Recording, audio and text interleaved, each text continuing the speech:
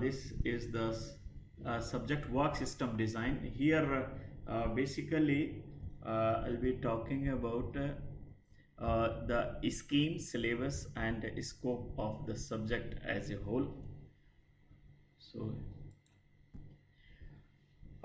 the scope of the subject includes like what are the different things associated with this subject, are like it starts with the productivity and idea of the productivity as a whole, how it is useful and what are the different things can be done for improving the productivity, and how the various other chapters related with this subject itself, like method study, work measurement and ergonomics, are related with the productivity. So the productivity is in the core of the subject, wherein the different approaches for improving the productivity will be talked about. So these approaches are like method study as far as this subject is concerned, method study, work measurement and the ergonomics.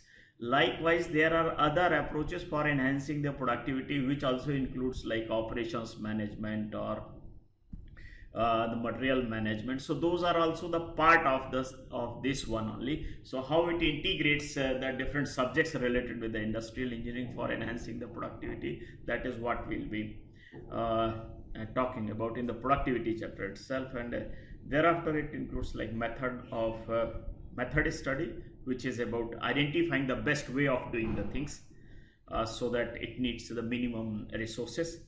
And in the work measurement, we basically idea is of identifying the ineffective time or the zones or areas where the time is being wasted. That is what is identified. And in ergonomics, that is the third important part of this subject, that is about coming out with the systems, equipments, machines, tools, etc. in such a way that the human being can use them very effectively without getting much fatigue, so that he can work efficiently for longer periods. So this is the broadly the three different chapters which are the main chapters in this subject. The another thing is about syllabus. Then sharing and reading materials. Sharing of the reading material is about like what will be made available, what will be not. So I have my own the software for recording as well as editing the lecture material which is being developed. So I'll try to share the link, and maybe those will be made available through the YouTube or some other way out. Then as far as the mode is concerned of the delivery of lecture, like using OneNote or whiteboard or the PowerPoint, sorry, not PowerPoint, it's PowerPoint, that will be used. It will be mix of all. Evaluation, as you are aware, like this time there won't be any midterm examination, right? Finally there will be offline end term examination has been proposed at this stage. So and likewise the distribution of the weightage also has been altered for this semester. That's what I will be talking in the next slide. And the main book that you can see as a ILO, there is a International Labour Organization book on Introduction to the Work Study.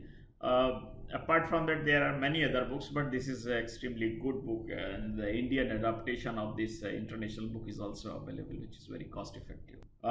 Okay, so that's what I was saying in like so here if you see the work system design, so this PY2 component has been shifted.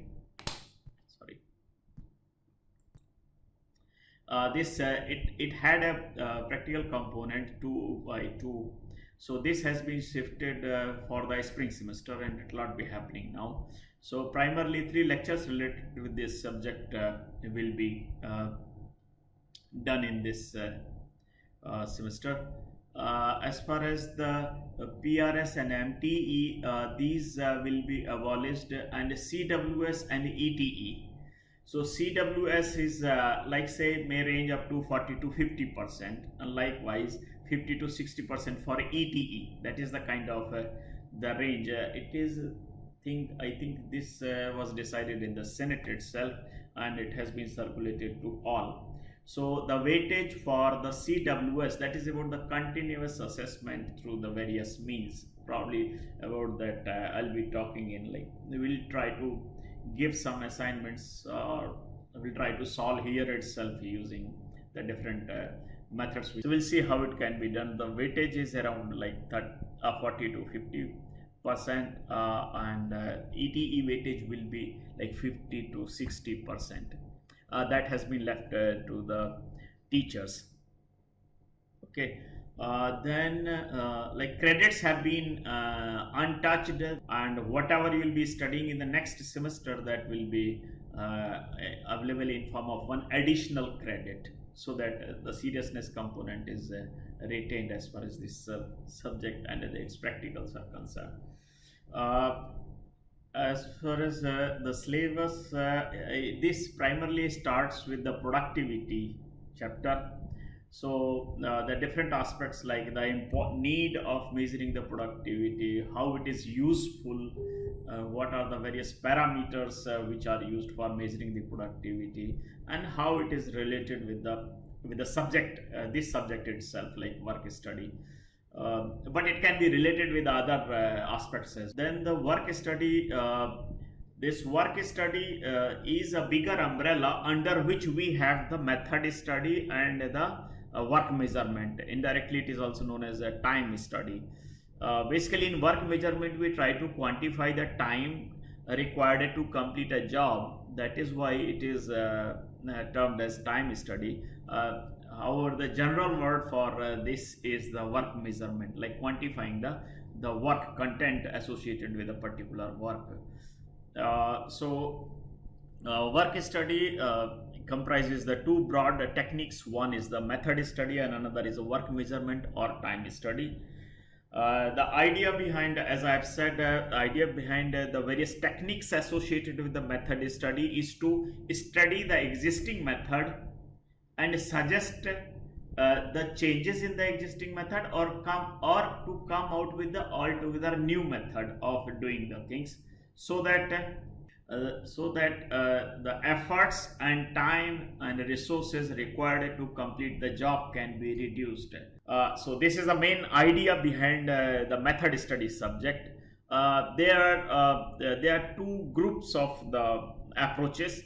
One is the macroscopic jobs, where the time required to complete a job is like, say, 2 minutes, 3 minutes, 5 minutes, okay, or 10 days, 20 days, 15 days, 2 years, 10 years, like that. So there are certain jobs which are of macroscopic in nature.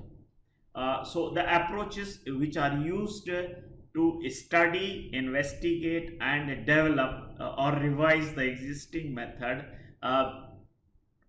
for the jobs which are macroscopic in nature, there is one set of the techniques, okay, and the jobs techniques in the method study. And the jobs which are microscopic in nature is just like putting two things within 2 seconds, 5 seconds, just packing a food packs in, like whether it is a Prakash sweet or XYZ sweets, like where the job is done extremely fast, say in 10 seconds or 20 seconds the job is finished.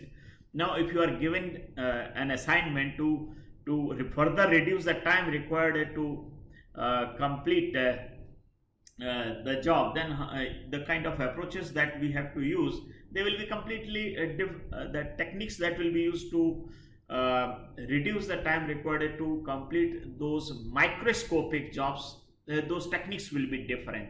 And in that category only, if you so here if you see the micro motion studies, thermalics motion analysis, so there are the group of techniques which are used to study the microscopic jobs, which for which the time required is very, very small. It is in seconds, and still if you have to investigate those jobs in order to cut down the time further, in order to cut down the efforts required to do that job, then we need the different kind of the techniques to study those jobs. Then coming to the time study, as I said, in the time study there are various methods. One which is very highly unpopular method is you take the stopwatch and quantify the time by standing in front of the worker who is working. This is very unpopular. Another method is just randomly keep on taking the images of the shop floor and try to see what is the percentage of the time for which worker is working, or machine is working, or machine is idle, or percentage of time for which particular kind of the work is being done. So that is called work sampling. You take tens of the hundreds of the readings and try to find the percentage of the time particular thing is happening. So that is the work sampling approach.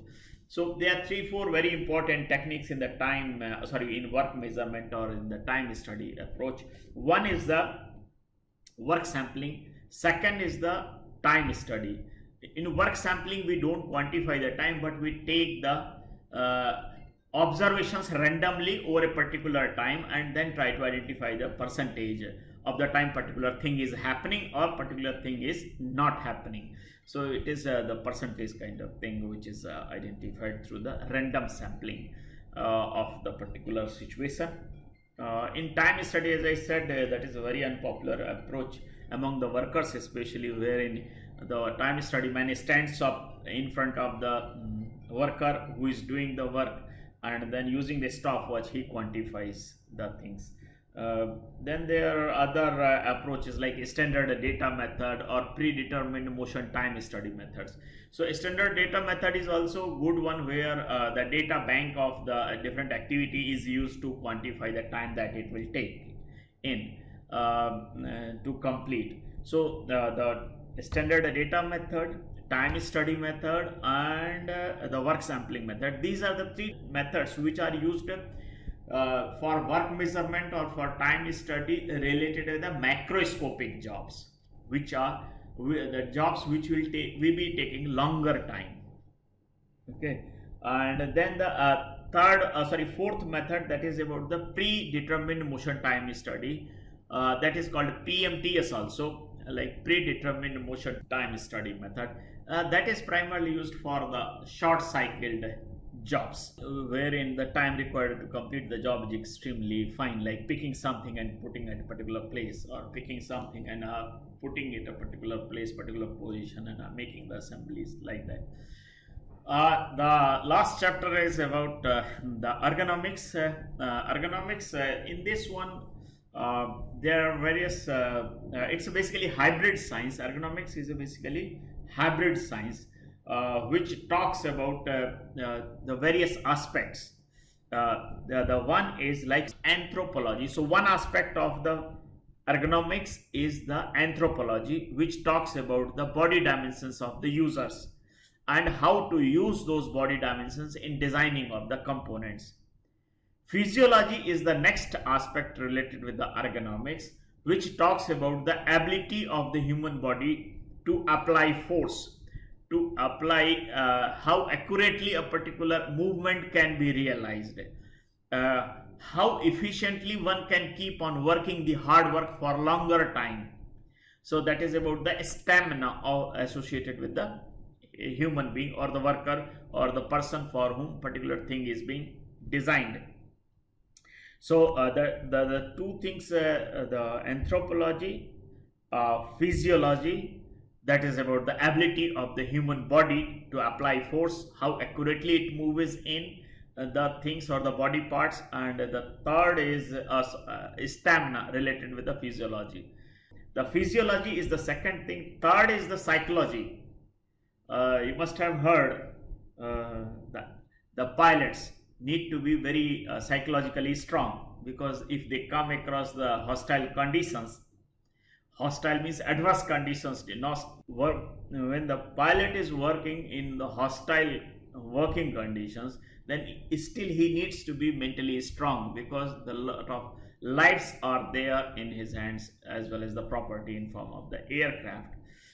So the ability of the human being to work under pressure conditions, and when he is working under the pressure conditions, how able he is to take the observations, make the interpretation of the observations, and take the actions to correct the things.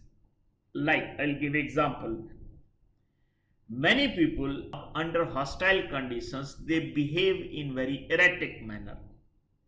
They don't behave the way by which they should have done it. For example, you are driving a car, suddenly you see very awkward situation, and instead of putting in brake, you have put in the accelerator. You are pressing the accelerator, so just opposite will be happening. So when the people are not able to, when they are not psychologically strong, they don't interpret the information correctly, and then they don't take the desired action correctly. So it is important that this aspect also is kept in mind, especially in industry environment. It is important because the people will have to come across through the a lot of pressure situations, and even under those situations, one will have to remain calm, composed, and take the actions in light of the correct inferences being obtained from the observations or the things which are happening all around. Okay, so that is about the psychology. And the fourth component related to the ergonomics is the man machine system. Like how the how, so that is what mostly people talk about, like if something is designed which is very difficult to operate, or something is designed in such a way that it creates lot of discomfort to the users, then people will say that it is not ergonomically designed. Okay, so the man machine systems, how a given system has been designed so that it integrates the system which has been designed with the human being very efficiently. That is what we can say, it is very user friendly. Okay, so a system which has been designed very properly, but this proper word varies with the person to person, what is good, what is bad. So this has to be kept in mind while designing a particular thing, like for whom it is being designed, and what are the different things should be kept in mind while designing a system. Okay, so so there are various things related to the man machine systems, like it is manual or a semi-automatic or automatic system, or it is self-controlled or externally controlled kind of systems. Like you throw a stone, after throwing a stone you cannot do anything. But nowadays laser guided missiles, you can guide the missile even after throwing it. So that is a kind of control loop kind of system. You put in the you are controlling the missile until it hits the target. So so it is different from what we do in like throwing a stone. Once the stone is thrown, you cannot control it. That's so open kind of thing.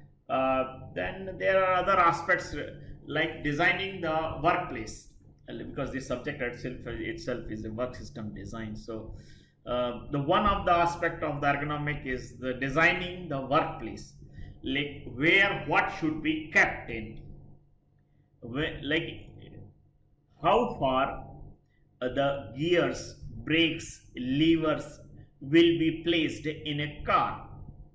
Okay, on the work table, where your computer, where the different bins, where levers and different controls will be placed. So what will the different logics which are used for designing a workplace? So the one aspect is the placement of different things. Second aspect is about the lighting. So as per the kind of application, the different level of the lighting is done. So the magnitude of the light to be used for that can change significantly with the kind of purpose, and accordingly, so as per the kind of the job to be done, the different level of the lighting will be applied. Then another aspect is about the vibrations. In the industry environment, you'll see where a lot of machineries are working. So how does the vibrations affect, even if like design of the car or buses or trucks. I'll give you example, like 2 to 10 hertz of the vibrations are most harmful for the human being.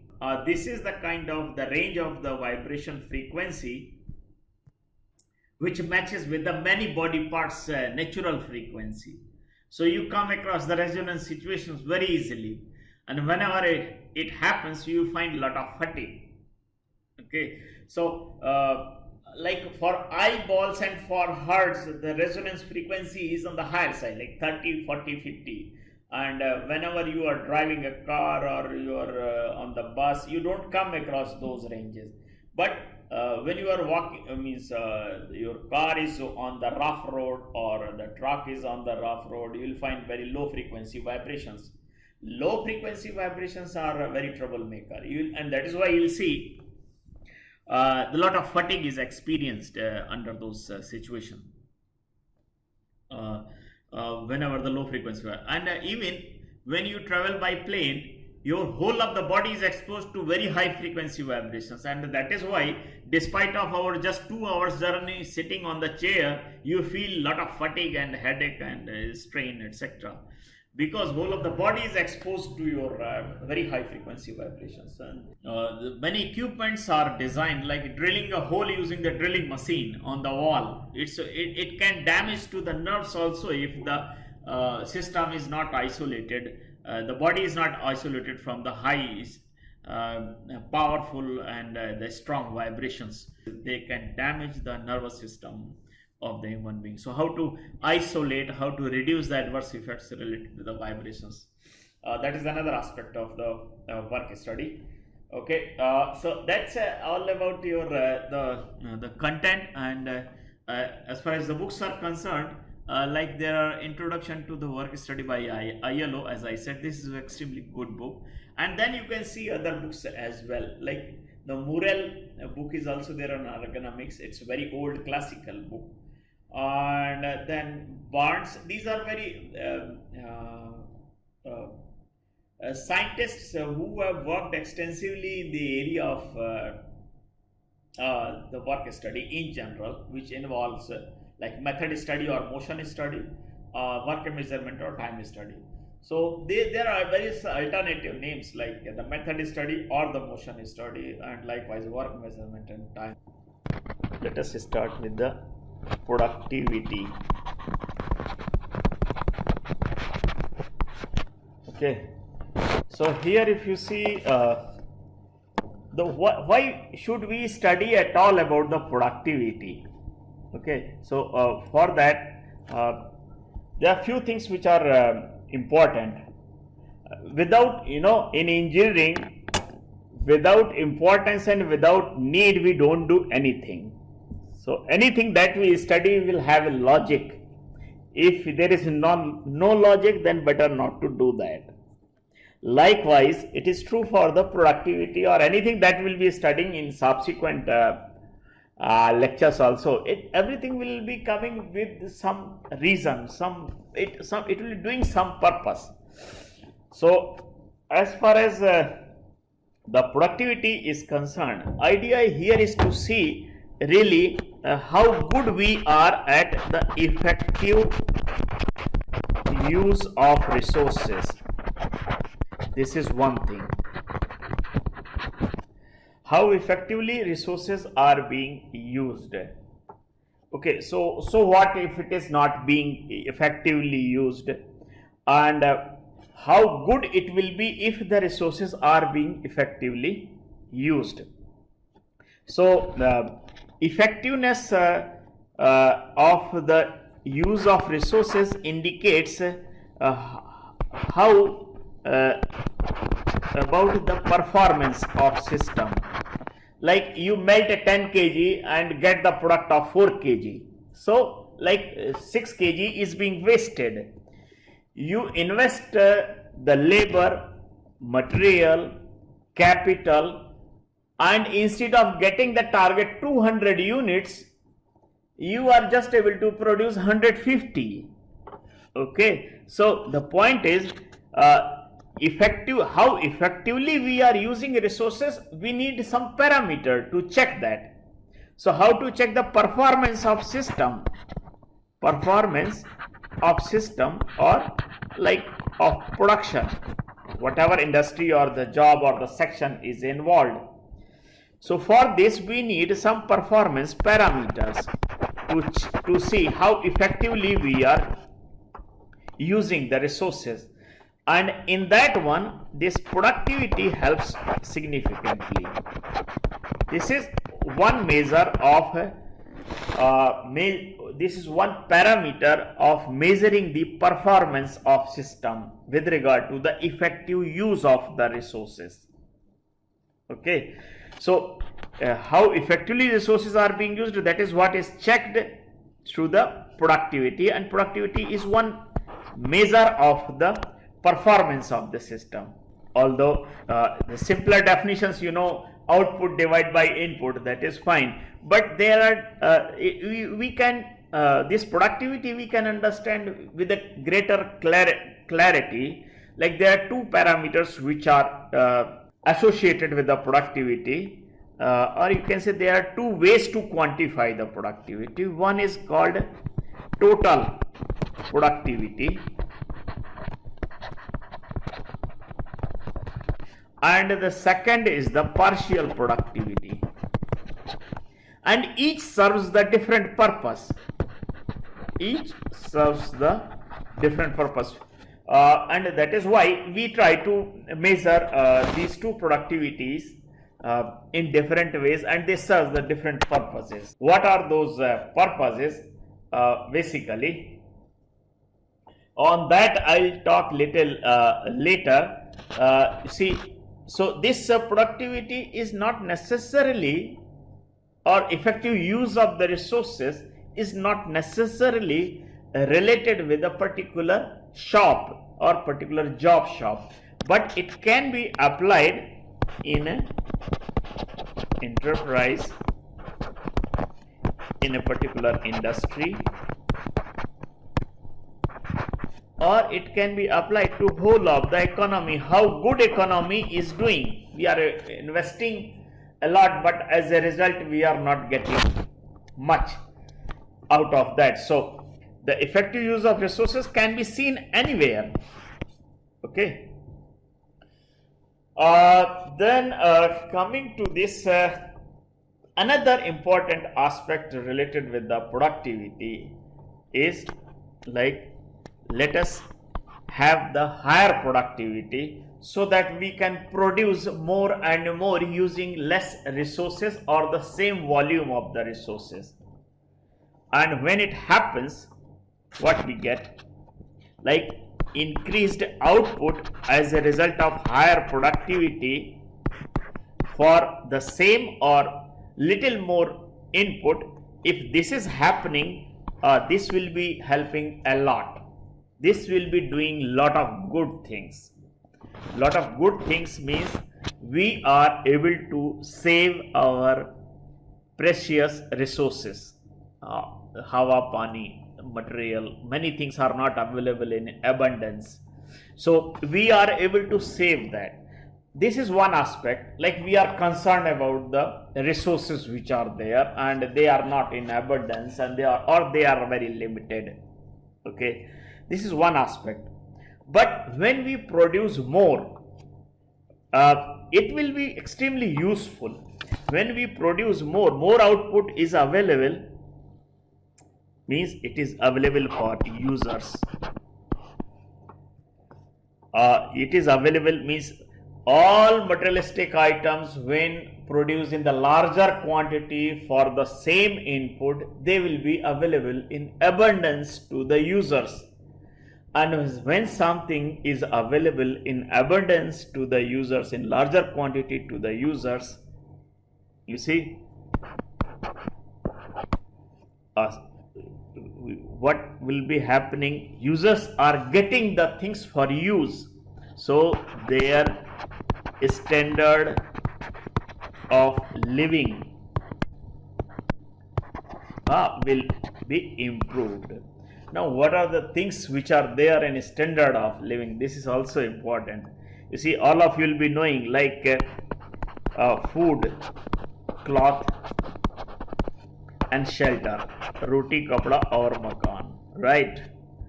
These are three things everybody has to earn for living. But there are many things. You see, many people are not able to earn even these three things. But apart from this, which are also considered under the standard of living, that is about the security. You have everything, but it is not secure. And then many essential requirements, essential items. Essential items will have a long list. Like, so here these three things are for the individuals, and the remaining two things are for the government to take care of. Now, what are the essential items? Like medical facilities, education, transport, infrastructure. You see, where you will be, how you will be surviving, how you will be living a life. So infrastructure, whatever it is, so airport, so many things. Infrastructure. All these essential items need to be provided by the government. But you see, if because of the productivity we are able to produce more and more volume of the resources, then it will be available in larger quantity to the users, and that in turn will help to improve the standard of living.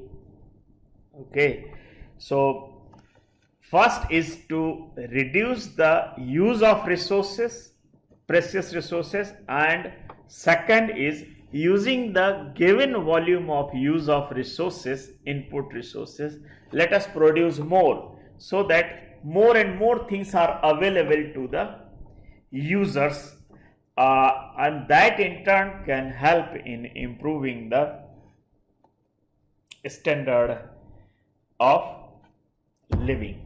So it is good that productivity of any system, any enterprise or in any industry is good to produce more using the same volume of the input resources or the less volume of the input resources. As far as productivity measurement purposes is concerned, like say the purpose of productivity measurement.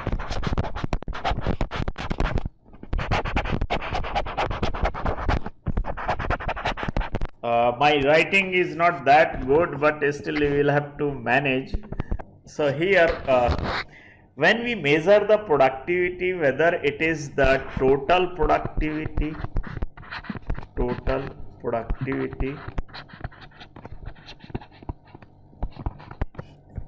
call it as a TP, and partial productivity.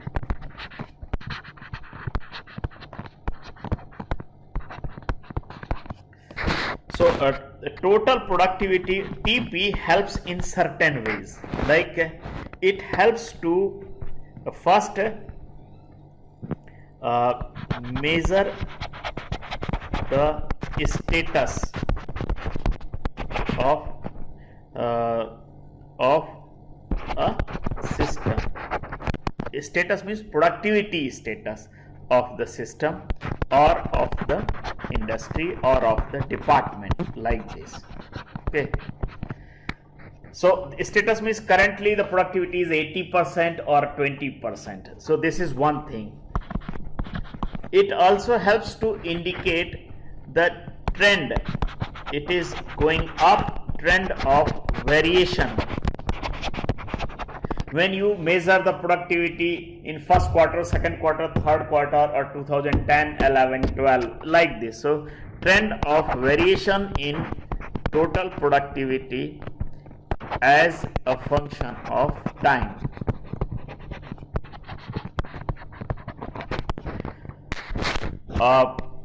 Third, it also helps to get the comparative idea, comparison with the productivity of other similar like say maybe department or industry or section, etc. So this is the third aspect, like you are able to compare it, how good we are doing as compared to the others, or it can also be used for the benchmarking purpose, like what is the productivity of the other organizations and how good we are doing.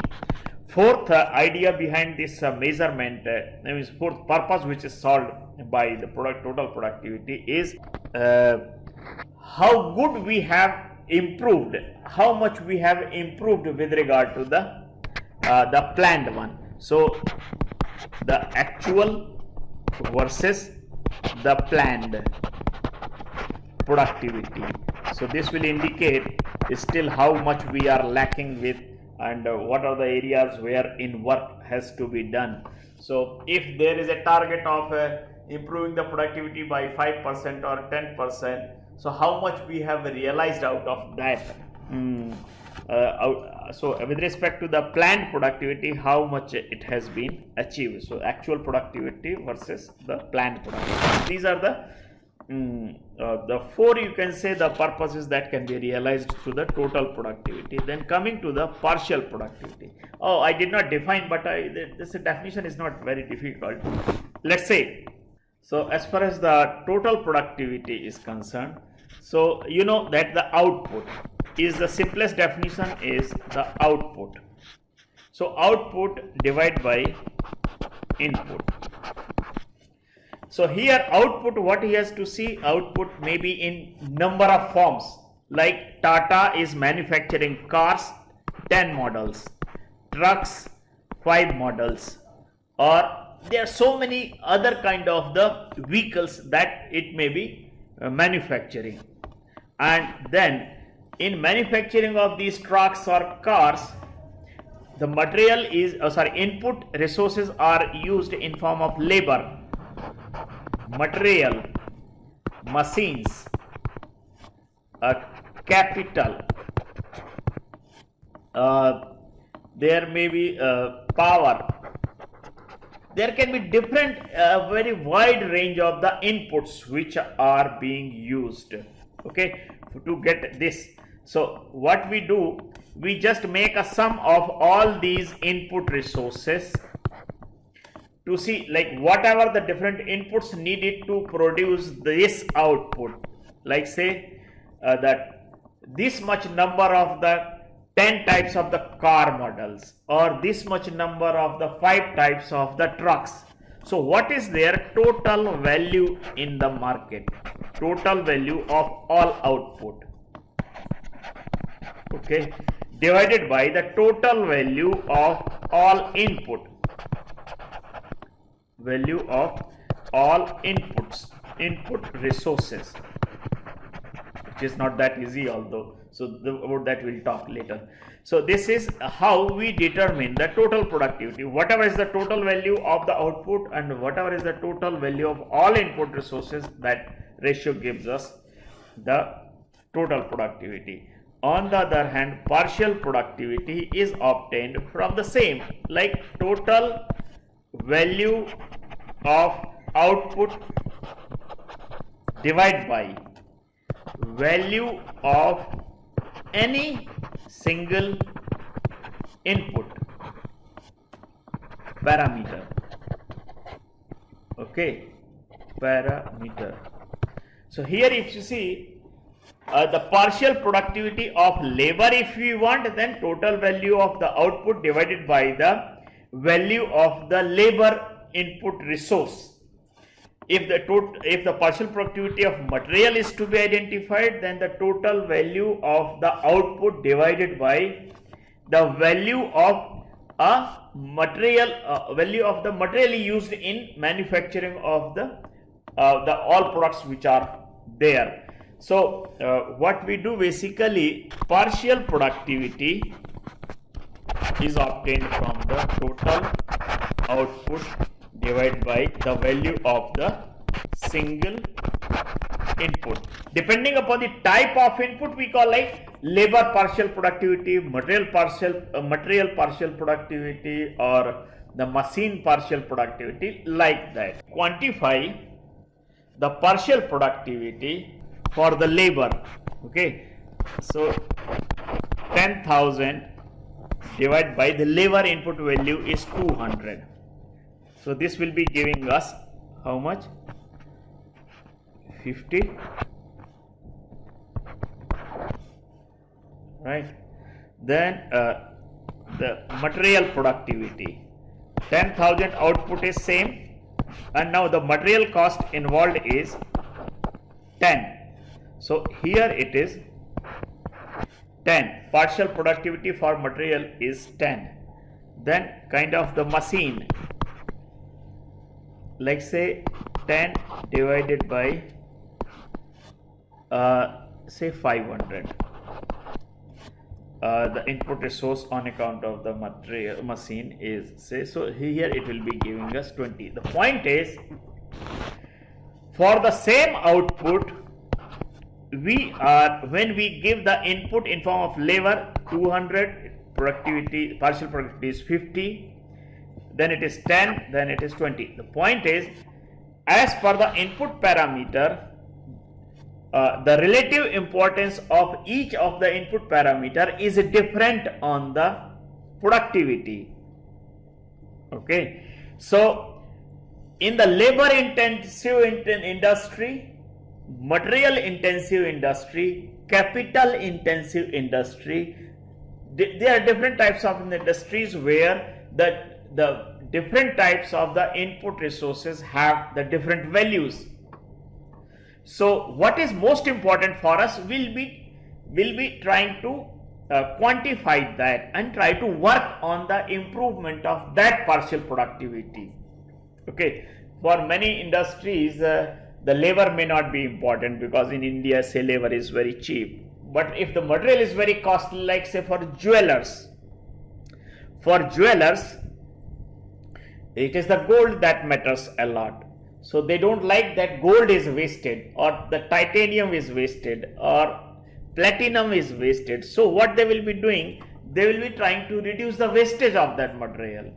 Similarly, if in the developed countries where the labor is very costly, so they will try to see that with the fewer people more things are done.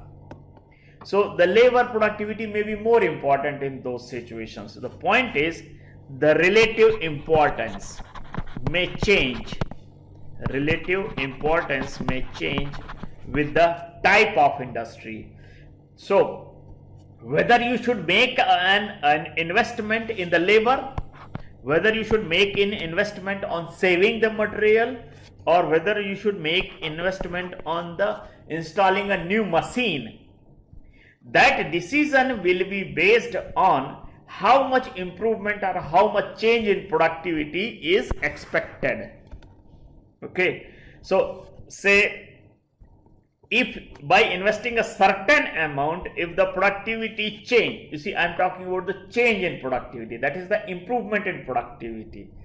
If the change in productivity is say for the labor it is 15%, if the change in productivity for a given investment it is 20, and for change in partial productivity due to the investment in machine is say 25, then people will prefer to go for this option, provided the investment amount is same.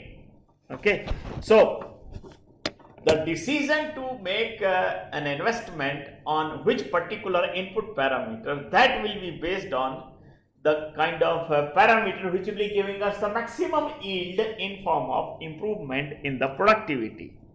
Okay, so so this is about the relative importance of the resources and how the decision of making investment or increasing the resource on a particular input resource, or increasing the input resource of particular type, which will be giving us the much higher productivity, that is what is decided based on the partial productivity. So basically the study of the partial productivity gives us the direction where work should be done for increasing productivity.